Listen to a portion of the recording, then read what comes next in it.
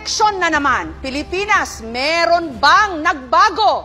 Malamang po, yan ang sentimiento ng marami sa atin. Pero nakasaad sa ating batas na kada 3 taon, tuwing ikalawang Lunes ng Mayo o sa 12 ng Mayo ngayong eleksyon 2025, tayo'y babalik sa mga presinto para maghalal ng local at national officials, kabilang na ang 12 mga senador. Ngayong gabi, makikilala na natin ang 12 matatapang na tumanggap sa aming hamon. Ano ang kanilang mga posisyon sa mahalagang issue at sagot sa pinakamabibigat na problema ng bayan? Magandang gabi, ako po si Jessica Soho. Ito ang Tanong ng Bayan, the GMA Senatorial Face-Off 2025.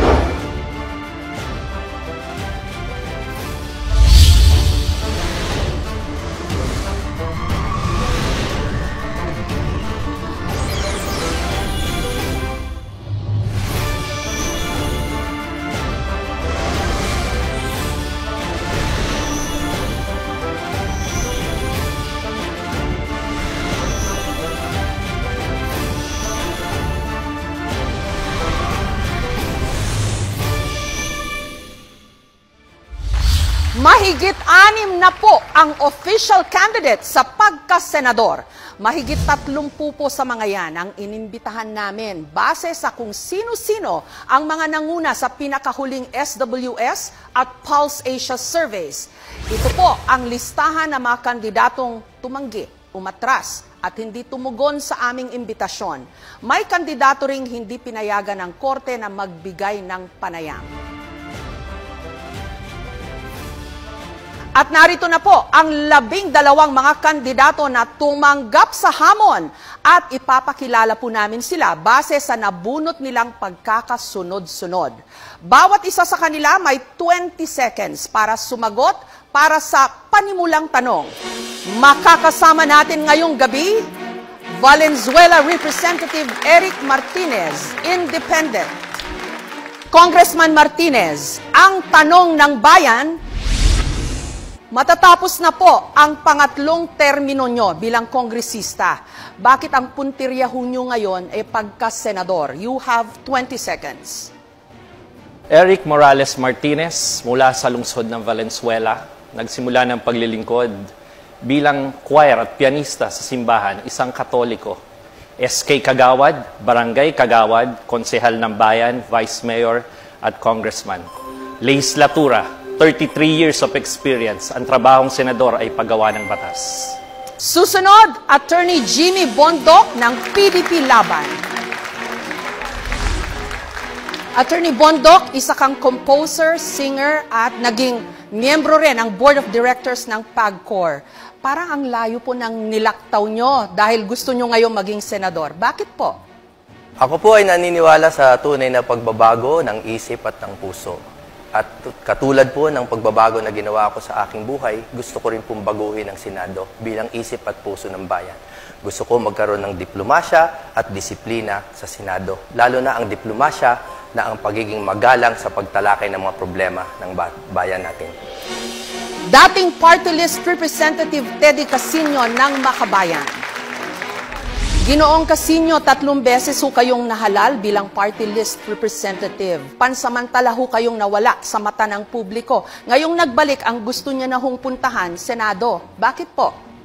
Ako po ay tumatakbo sa Senado dahil kailangan may aktivista sa Senado. Nakita na ho natin, puro na lang mga miyembro ng political dynasty, mga kinatawan ng mayayaman at kapangyarihan. This time po, subukan naman natin ang isang taong subok na ang pagkikipaglaban para sa interes ng masang Pilipino. Teddy Casino po, para sa inyo. Attorney Vic Rodriguez, Independent. Attorney Rodriguez, nung nagbitiw ho kayo bilang Executive Secretary, sinabi nyo na gusto nyo nang mag-focus sa inyong pamilya. Ano po ang nagtulak sa inyo ngayon na tumakbo bilang senador? Hindi ko masikmura ang korupsyon, kaya ako'y kumakandidato upang labanan ang korupsyon sa Senado, bantayan ang budget, at maging tunay at maisog na oposisyon sa Senado. Danilo Ramos ng Makabayan.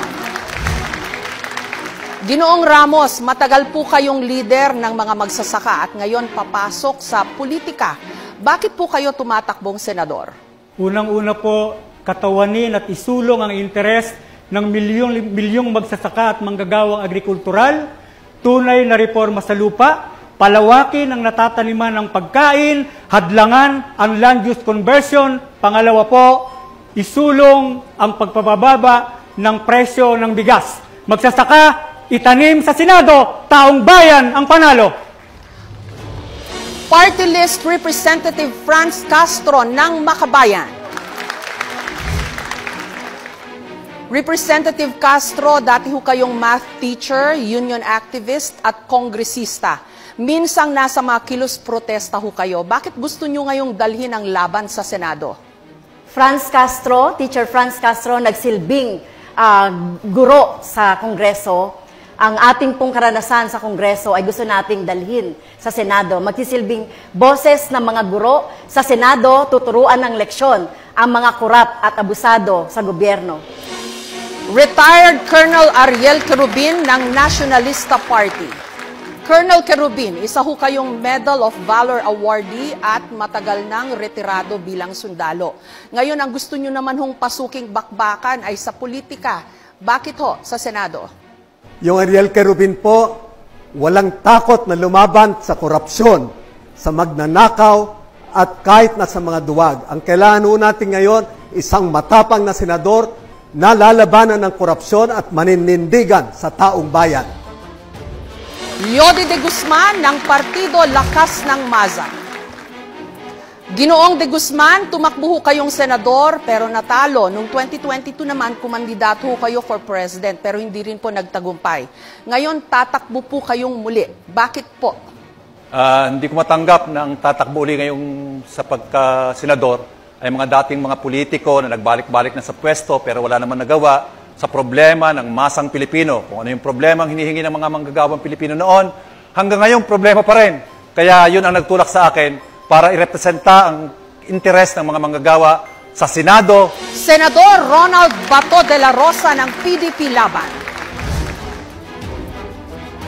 Senator de la Rosa, naging PNP chief po kayo at nanalong senador noong 2019. At ngayon, gusto nyo po uling ma-re-elect. Gusto kong ma-re-elect dahil mahal ko ang Pilipinas.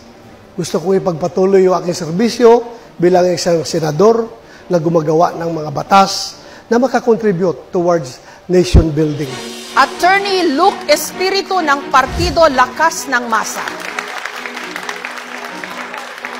Attorney Espiritu, hindi po ito ang unang beses niyong tumakbo para sa Senado. Nabiguho kayo noong 2022. Bakit gusto niyo huling sumabak o sumubok sa pagkasenador? Marami ang mga sumuporta sa atin noong 2022 at tayo ay nag-build upon doon sa suportang yon na gusto ng pagbabago sa ating lipunan. Kailangan wasakin ang kapangyarihan ng mga political dynasties at kailangan itong kumbinahin sa isang social justice agenda kung saan ang mga manggagawa, magsasaka at maralita ay magkaroon naman ng patas na pagtrato sa ating lipunan. Dating COA Commissioner Heidi Mendoza, Independent. Commissioner Mendoza, naging commissioner ho kayo ng Commission on Audit o COA. Bakit gusto niyo ho pa rin pasukin ang magulong mundo ng politika? Ang hinaing ng bayan, tax ng ina mo, saan napunta? Ako po'y naglingkod ng 27 taon, hindi nagnakaw at hindi magnanakaw. Kailangan ng Senado ang isang tapat. Naghahanap ang bayan ng mapapagkatiwalaan. Iniaalay ko ang sarili ko dahil nakipaglaban ako at nagtaya ng buhay laban sa katiwalian. At Attorney Ernesto Arellano ng Katipunan ng Kamalayang Kayumanggi. Attorney Arellano, matagal niyo pong inilalaban ang karapatan ng mga manggagawa bilang isang abogado. Sa edad na 83, bakit niyo po gustong pumasok sa Senado? Dahil sa buong panahon na yan, ang lipunang Pilipino ay isang tatsulok. 6% lang ang nasa tuktok at ang 94% ay nasa ibaba. Gusto kong lumikha ng lipunan na may pagkapantay-pantay. Maraming salamat po. Sila ang 12 kumasa sa aming hamon na sumagot sa mga tanong ng bayan.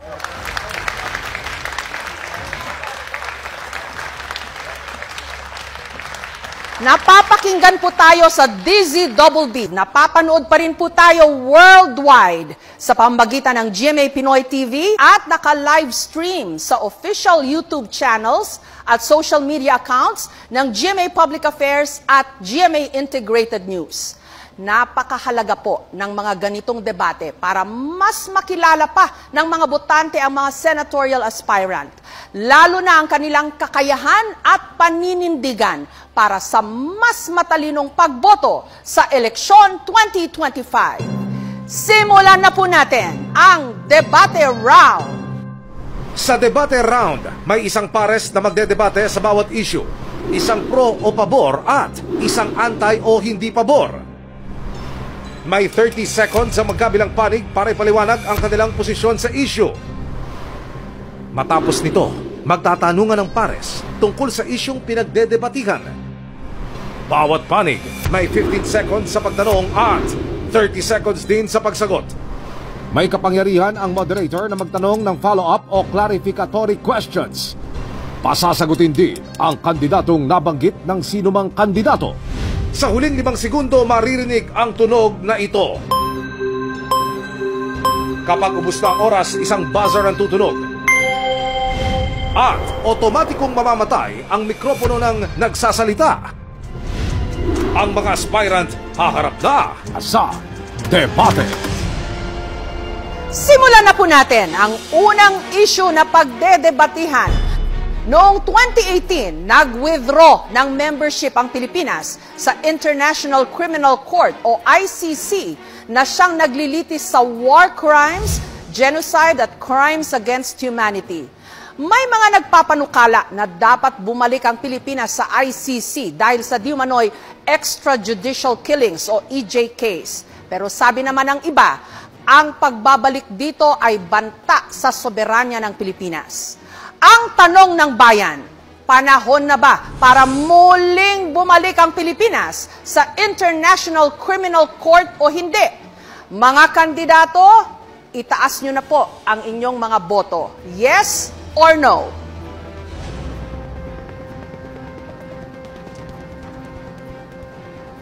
At ang sasalang para pagdebatehan ang isyong ito, si dating Congressman Teddy Casino na sang-ayon sa paglahok muli sa ICC, habang tutol naman si retired Colonel Ariel Querubin.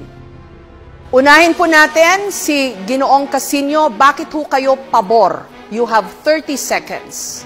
Kailangan natin bumalik sa ICC dahil bulok ang sistema ng hustisya sa ating bansa at kailangang may ibang matatakbuhan ang mga biktima ng mga matitinding krimen sa ating bansa. Dito ho kasi sa ating bansa, double standards ang justice system eh. Kung mahirap ka, wala kang koneksyon, wala kang makukuhang hustisya. Lalo na kapag ang katapat, ang nambiktima sa iyo ay pulis, military, o kaya mataas na opisyal ng gobyerno. Mabuti na lang ako, nakasuhan si General Bato at si President Duterte. At least kahit papaano may natakbuhan yung mga biktima ng EJKs. Ipapaliwanag naman ni Colonel Querubin kung bakit siya kontra sa muling pagsali ng Pilipinas sa ICC. Meron din po kayong 30 seconds. Hindi ako sang-ayon dahil umalis na tayo. Ba't pa tayo babalik? Isa pa, bakit tayo malilitis ng ibang ng banyaga? No? Magpapahusga ba tayo? Magpapalitis tayo sa mga banyaga? Ako nakulong ng 2 beses. No? Sumali tayo, nasa proseso na yan. At ako naniniwala sa ating justice system. Kung ang kulang lang abogado, di magbigay tayo ng mga sapat na abogado para sa mga biktima. Ginoong Casino, you have 15 seconds. Oo, ay naniniwala na ang hustisya para sa Pilipinas, pareho rin ang hustisya sa ibang bansa. No, di ba nakatakip nga ang mata ng hustisya? Kaya anong kinakatakot ng mga kinakasuhan sa ICC? Ang problema nga, hindi naman sila nakakasuhan dito dahil magkakasabwat ang mga gumagawa ng krimen at mga dapat mag-imbestiga. Colonel Querubin, reaction niyo po. You have 30 seconds. Ganon din ang paninindigan ko. Ayaw ko na ang maghuhusga sa akin at maglilitis ng mga kasalanan ko isang banyaga.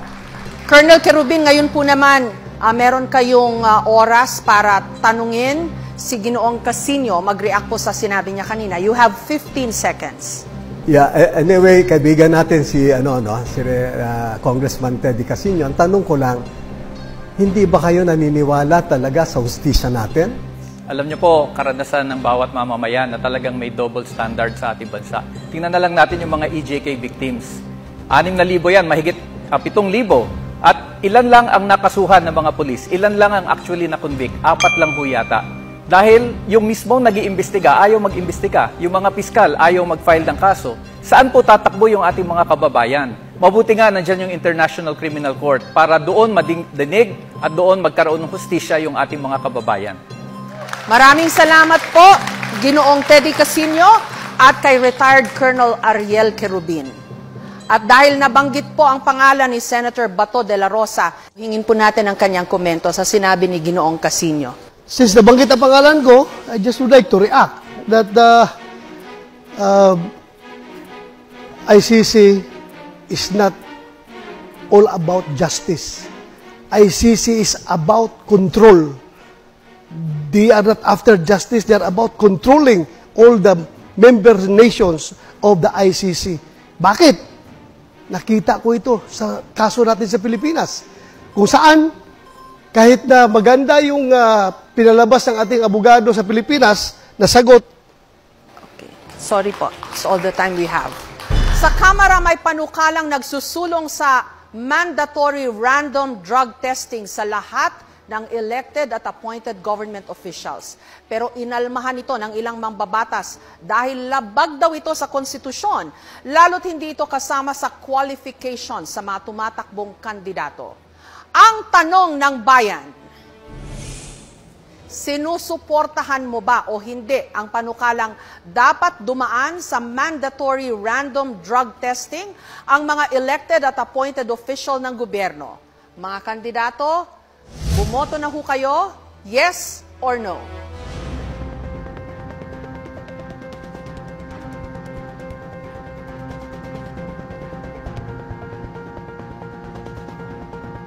Dalawang abogado naman ang magtatapatan, sina Attorney Vic Rodriguez at Attorney Luke Espiritu. Ako po ay sang-ayon na sa mandatory drug testing sa lahat ng elected and appointed officials sa gobyerno bilang pagtugon sa Article 11, Section 1 of our Constitution that public office is a public trust at dapat lahat ay may accountable sa ating mamamayang Pilipino. Kulang pa po yung oras nyo, baka may gusto pa ho kayong sabihin. At yun nga po aking isinususog din, yung Dangerous Drugs Board Resolution number 13 series of 2018 na nagpapahintulot na i-undergo sa drug test ang mga elected officials. Okay, pakinggan po naman natin ang posisyon ni Attorney Luke Espiritu. Ang pagsugpo sa droga, hindi yan magic formula para sulbahin ang lahat ng kabulukan sa gobyerno. And dyan na naman tayo, ginagamit na naman natin ang droga bilang pinagkakasya natin ang problema ng buong bayan na yan ang magiging problema. Yan ay tukhang mentality ni Duterte. Kaya yan lumalabas dahil aminin na natin, nagbabanggaan si Marcos at si Duterte, pinaparatangan niya si Marcos na bangag. Kaya meron tayong mga mandatory drug testing na ganyan. Sawang-sawa na ang taong bayan sa bangayan ng Marcos at Duterte. Pag-usapan nyo yung tunay na issue sa kahirapan, hindi yung mga droga-droga na yan. May sagot ho ba kayo doon? Kinakailangan malinaw sa atin. Bakit ang mga security guard bago ma-hire sa trabaho kinakailangan sumailalim sa drug testing? Ang pagiging opisyal ng gobyerno, ikaw ay humihipo ng pera ng mamamayang Pilipino. Higit na mataas dapat ang standard natin sa mga naglilingkod sa gobyerno. Attorney Espiritu? Bakit hindi tayo magkaroon ng competency test, integrity test, honesty test, at mahigit sa lahat, pro-masa test? Dahil yun ang mas importanteng mga issue sa ating bansa. Yan ba yung bangayan ni Marcos at ni Duterte? Yan ba may kinalaman yan sa sahod na hindi nakabubuhay ngayon? Yan ba may kinalaman sa kontraktualisasyon na nagpapahirap sa ating mga manggagawa? Yan ba may kinalaman sa kahirapan? Yan ba may kinalaman sa presyo ng mga bilihin? At yan ang mga nararamdaman ng taong bayan sa ngayon, hindi yung bangayang Marcos at Duterte. Ang usaping droga ay hindi bangayan ng dalawang nagbabangga ang pamilya sa politika. Ito ay tunay na nangyayari at nagaganap sa ating bansa. Kaya ako ay naninindigan na dapat sumailalim ang lahat ng opisyal ng pamahalaan at simulan natin sa tanggapan ng Pangulo. Nung kayo po ay nasa Malacanang, Attorney Rodriguez, mawalang galang na po, nagpa-drug test po si President BBM nung siya po ay na-put under question dito ho sa isyung ito. And there were people questioning the veracity ng kanyang drug test results. Ano I agree, tugon niyo Ma'am doon? Jessica, no? Subalit, kaunting pagtatama lamang. Yung drug test na ipinakita, that was during the campaign period, sometime November of 2021. Noon namin ipinakita yung negative drug test. Subalit, nagpapatuloy yung issue ng paggamit ng droga ng mga matataas na opisyal ng ating pamahalaan. Para matapos na ang istoryang ito sapagkat ito'y interes ng lahat ng Pilipino. Sumailalim na sa isang open, fair, transparent, and credible hair follicle drug test ang lahat.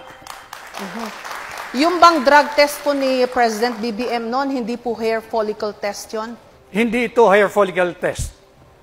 Okay, now you want him to undergo that test. Para matapos na yung usapin kung sino ba talaga ang gumagamit ng droga. Kinakailangan pagbigyan natin, again, ulitin ko, public office is a public trust. Malinaw yan sa ating saligang batas, Article 11, Section 1. At karapatan ng bawat Pilipino, lalo na ng mga kabataan, malaman kung tayo ba'y pinamumunuan ng isang taong may tamang pag-iisip. Gusto niyo po mag-react doon, Atty. Espiritu? Si Attorney Vic ang proof kung bakit ang droga ay may kinalaman sa bangayam Marcos sa Duterte. Nung panahon na siya ay pro-Marcos, siya ay drug test ang kanyang pinapanlandakan na negative si Marcos. Ngayon na siya ay pro-Duterte, gusto niya ngayon i-testing si Marcos ng hair follicle test. At gusto niya ngayon nag-drug testing.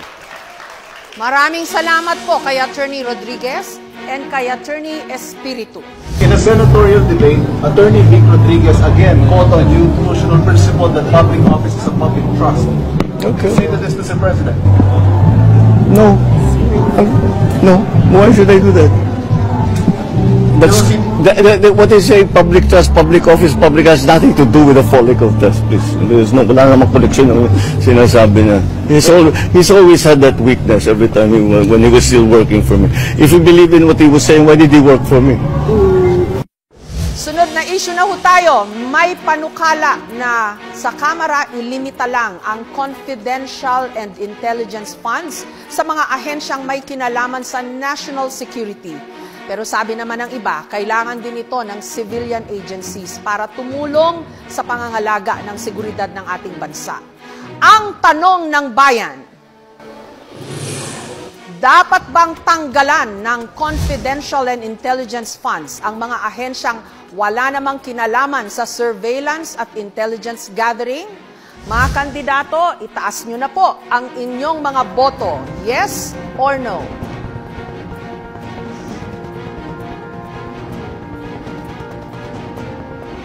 At para pagdebatehan ang issue, pabor si dating COA Commissioner Heidi Mendoza at kontra naman si Attorney Jimmy Bondoc. Alamin natin kung bakit pabor si dating COA Commissioner Heidi Mendoza. You have 30 seconds po.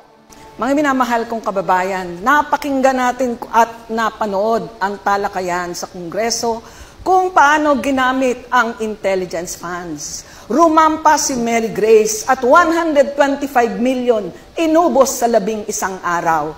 Sa gitna ng kahirapan, tumataas na gasolina, nagugutom at hindi nakakapasok ang mga dapat nasa eskwela. Bakit natin bibigyan ng confi funds ang mga ahensyang walang direct na mandato sa national security? Attorney Bondoc, you have 30 seconds naman po to explain your position or your vote. Ang sagot ko po dito ay hindi agad-agad. Nagkakaisa po tayo na talagang dapat labanan ng korupsyon. Ngunit ako po ay naniniwala na ang lahat ng government agencies ay may kinalaman sa national security. Ang national security po ay hindi lang terorismo, komunismo, kundi kuminsan internal threats sa ahensya at sa mga empleyado nito. At ang COA po ay naglabas ng magandang circular, 2015-01, na meron namang guidelines upang gastusin ang pondo na ito. Kaya hindi agad-agad. Reaction niyo po, Commissioner Mendoza. May circular daw ho. Salamat, Atty. Bondoc, at nabanggit ang circular na ating pinagtulong-tulungan, pinaghirapang gawin, 2015-1. Malinaw po doon at sinasabi, hindi lahat entitled sa confidential funds. Di ba? Ay kung ikaw ay Department of Education, ayun ba naman nagawa na ng ibang sekretary na walang confi? Eh bakit ngayon meron? Attorney Bondoc, ang inyong tugon, you have 30 seconds. Ang tanong ko lang po kay kagalang-galang po na Ma'am Heidi, Bukod po sa Intel funds, meron pa po sa inyong karanasan na mga pondo na inaabuso ng mga ahensya? At kung meron po, dapat din po bang tanggalin ang lahat ng pondo na ito? Attorney Bondok, hindi po ito issue ng type of funds. Ito po ay issue ng type of audit. Iba po ang audit ng confidential funds dahil ito nga po ay cash advance at hindi po nakikita ang mga supporting documents. Maaari po ba ako mag-respond? Kasi palagay ko oras ko pa po yun at naputo lang po. Opo. Sige po. Ako po kasi ay naniniwala sa proseso at napakaganda po ng guidelines ninyo. Ang pinagkaiba lang po ng ating paniniwala ay naniniwala ko na ang gobyerno ay nasa linya ng kaayusan at kaguluhan. Kaya ang lahat po ng ahensya kahit papano ay may kinalaman sa national security. Lalo po akong gumagalang at naniniwala sa proseso. Bilang isang auditor na may 27 years na karanasan, ang audit po is about process and compliance with laws, rules, and regulation. Public funds is about transparency and accountability. Subalit hindi ako nag-agree na lahat ay may relasyon sa national security. Graduate po ako ng National Defense, medyo po napag-aralan namin yan, at tatayo po ako na kailangan pag-aralan sino ang entitled sa confidential intelligence funds. Maraming salamat sa dating COA Commissioner Mendoza at kay Attorney Bondok. Binuo ang Presidential Commission on Good Government o PCGG noong 1986 para bawiin o i-recover ang mga napatunayang ill-gotten wealth ng pamilya Marcos noong panahon ng martial law. Pero ngayon may mga panukala na i-abolish ang ahensya at ilipat na lang ang powers nito sa Office of the Solicitor General. Pero may mga tutol sa panukalang ito. Ang tanong ng bayan, sang-ayon ba kayo o hindi sa abolition ng PCGG? Bumoto na po kayo mga kandidato, itaas po ang yes or no.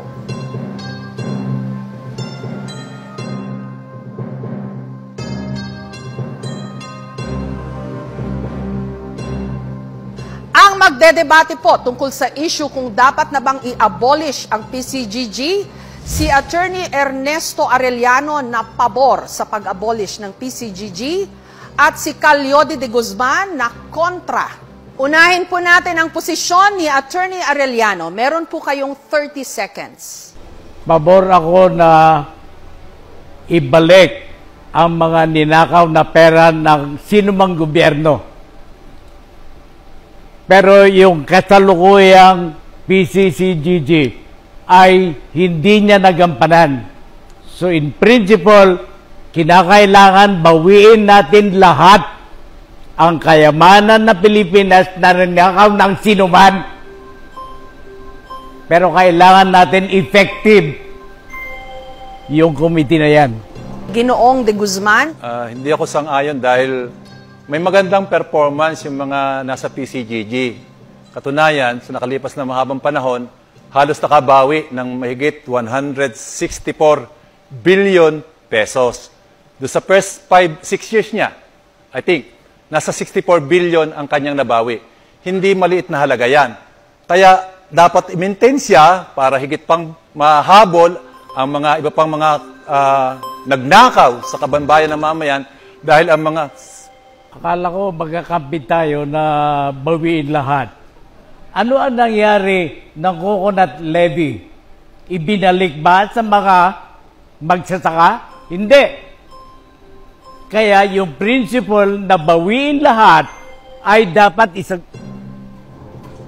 Calyodi, meron po kayong 30 seconds naman. Kaya nga dapat hindi buwagin. Kaya kailangan dapat ituloy-tuloy yan dahil marami pang dapat bawiin. Marami pang mga dapat habulin. Si Lucio Tan, halos wala pang ni isang sentimo, hindi pa nababawian. Kaya dapat ipagpatuloy at i-strengthen para tiyakin na makabawi ang ating pamahalaan ng sapat na pondo sa mga ninakaw. Lalo na ngayon, usong-uso ngayon ang pagnanakaw. Kaya kinakailangan natin pagtibayin pa ang PCGG para habulin ang lahat ng magnanakaw sa bansa. Calyodi, you have 15 seconds. May kailangan pang habulin sa Coco Levy at yun nga yung dahilan. Pero bakit ba ayaw mo talaga magpatuloy ang PCGG? Sinong hahabol niyan? Lalo na ngayon, sa kalagayan ngayon, mga goody-goody silang lahat. Kaya dapat natin ibalik. Bakit ayaw mo? paano mo ngayon babawiin yung mga ninakaw na Coco Levy Fund na dapat maibigay sa mga magsasaka? Ninakaw din ng mga magnanakaw sa PCDG. So kaya, lumikha tayo ng iba paraan. Maraming salamat kay Calyodi de Guzman at kay Attorney Ernesto Arellano. Sunod po na issue na tayo. Binuo ang National Task Force to End Local Communist Armed Conflict o NTF-ELCAC noong 2018 para labanan di umano ang insurgency sa bansa. Reklamo ng ilan ng re-red tag di umano ito. Minsan na ring pinuna ng COA o ng Commission on Audit ang mga irregularidad sa paggamit di umano nito ng pondo. Ang tanong ng bayan, pabor ba kayo o hindi na buwagin ang NTF-ELCAC? Mga kandidato, bumoto na ho kayo. Yes or no?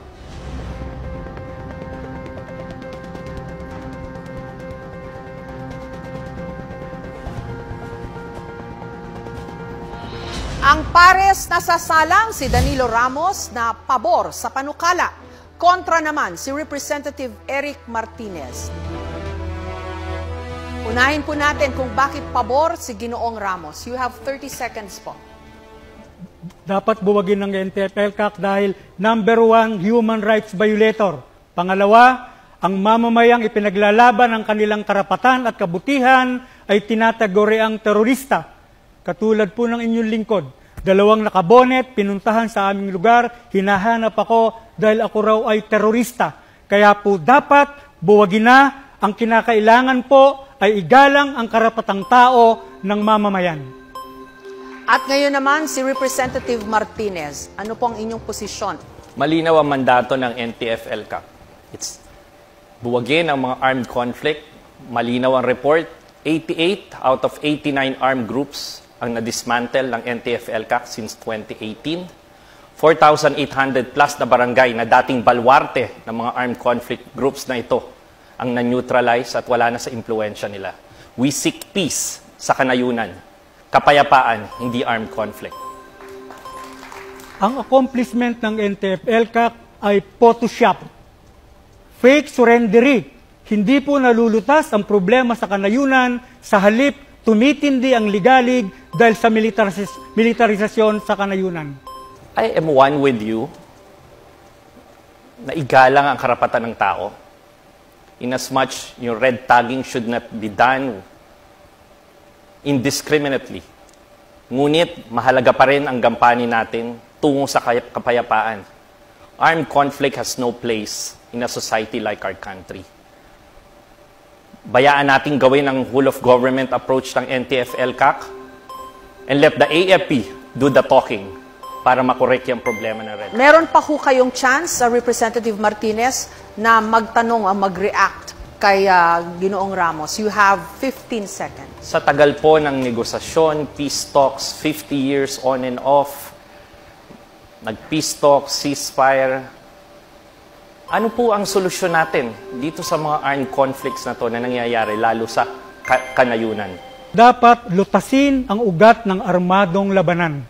Solusyonan ng kahirapan sa ating bayan, hindi militarisasyon. At pinakita po yan sa mahabang panahon. Ilang dekada na, mahigit 5, pero nananatili po. Dapat yung root cause ng armadong labanan. Kaya po mahalaga ituloy ang peace talks between GRP at NDFP. Maraming salamat po kay Representative Eric Martinez at Ginoong Danilo Ramos.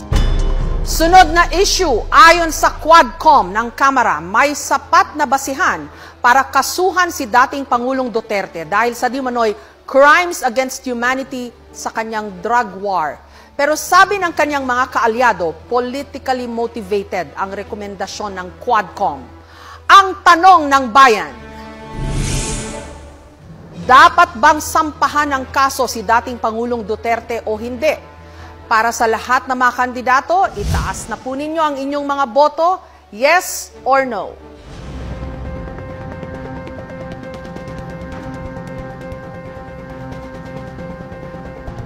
At ang mga sasalang para pagdebatihan ang isyong ito, Si Representative Castro na pabor sa panukala.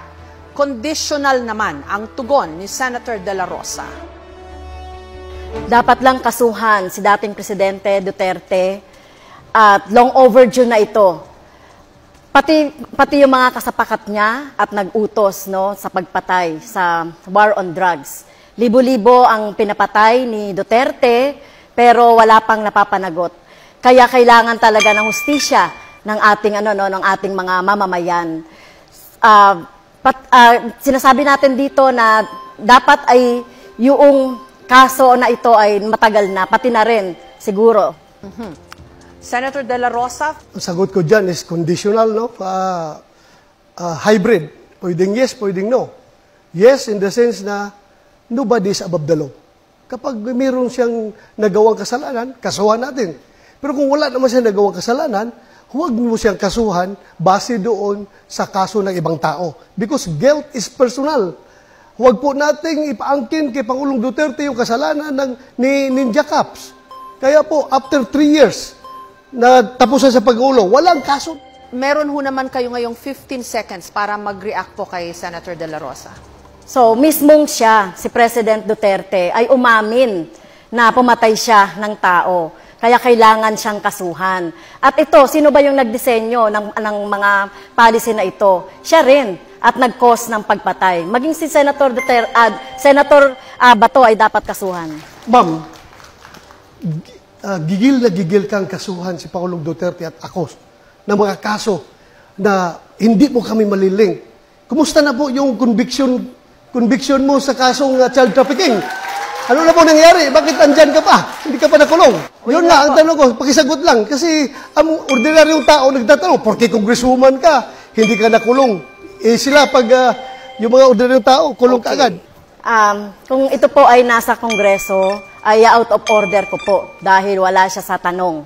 No? At ang ginawa po natin na pagre-rescue, tama lang po yung ginawa ko na pagre-rescue sa mga teachers, sa mga bata na biktima ng mga harassment, intimidation at threat doon sa sinasabi ni Senator Bato na kaso. So, kung sino mang mga teachers, gagawin yon, no? Yung ipagtanggol at sagipin yung ating mga teachers at mga estudyante. So, tingin ko po ay walang mali doon sa ginawa po natin doon sa kaso. Now, Senator De La Rosa, may pagkakataon ho kayo na magtanong o mag-react pa rin sa posisyon po ni Representative Castro. 15 seconds po. Ano pong risk yun na pinagsasabi niya? Na yung mga parents ng mga bata mismo ay galit na galit sa kanya. Bakit ginamit niya ang mga kabataan para sa kanilang kapakanan? Walang risk yun nangyari doon. In fact, konbiktado ka sa kaso eh. There was no rescue. Well, yung sinasabi naman po ng mga magulang na galit sa akin, ay ito ay gawa-gawa lang ito. Ito mga magulang na ito. So kung titignan natin yung mga magulang ng mga bata na talagang involved doon sa pag-aaral ng mga bata doon sa Lumad School, ay talagang nangihinayang sila doon sa pagsasara ng mga eskwelahan ng mga lumad. Dahil alam naman natin, kulang talaga no, sa serbisyong pang-edukasyon ang mga lumad. So talagang sila ay hinayang na hinayang at sinisisi ang gobyerno ng Duterte. Maraming salamat po kay Representative Castro at kay Senator De La Rosa. At yan po ang ating debate round.